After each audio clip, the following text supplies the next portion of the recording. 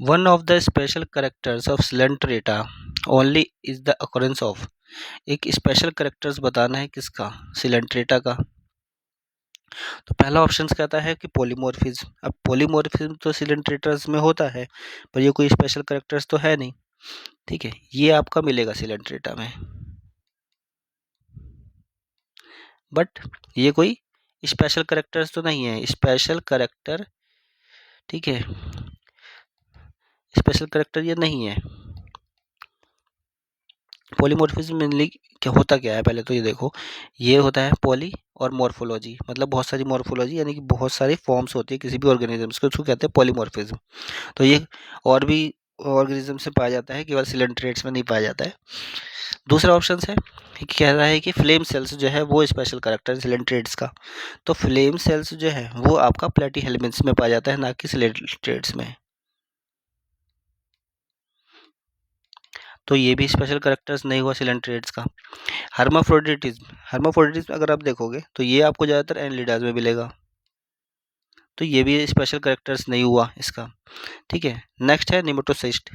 Nematocyst एक तरीके की स्टिंगिंग सेल्स होती हैं। ठीक है, निमेटोब्लास्ट से ही निमेटोसिस्ट बनती हैं। तो ये एक तरीके की स्टिंगिंग सेल्स होती हैं जिसका काम होता है अपने आप को बचाना या दूसरे को मारना। ठीक है, ये एक क्या कहते हैं उसको, हिप्नोटॉक्सिन्स रिलीज करती है हिप्नोसिस करके, फिर वो जब मार देती है किसी को हिप्नोटॉक्सिन्स, तो फिर आगे वाला जो इसको लगता है वो पैरालिसिस हो जाता है उसको।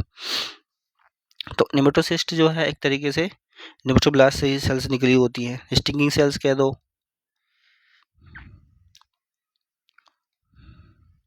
या फिर आप इसको नीटोसाइट्स कहते हो,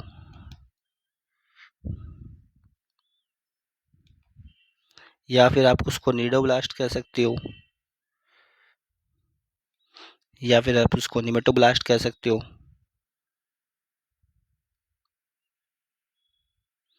ठीक है, इनका बेसिकली फंक्शंस होता है ऑफेंस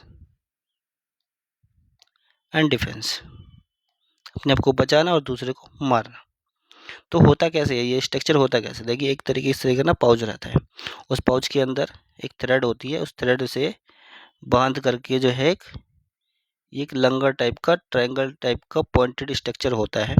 जब कभी कोई ऑर्गेनिजम्स आता है तो इन सैक में से जो है ये बाहर निकल जाता है। ये सैक है, इस सैक में से ये जो है स्टिंगिंग सेल्स बाहर निकलेंगी और ये दूसरा कोई ऑर्गेनिजम्स होगा उसमें चुभ जाती हैं, और इसमें से निकलता है हिप्नोटॉक्सिन।